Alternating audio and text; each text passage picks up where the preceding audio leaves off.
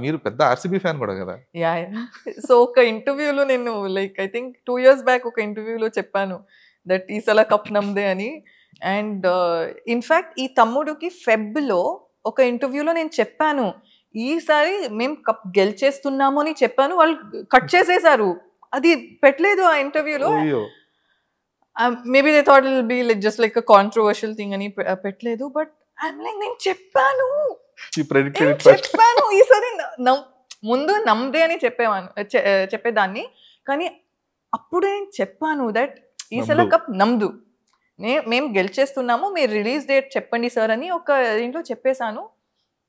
And V one.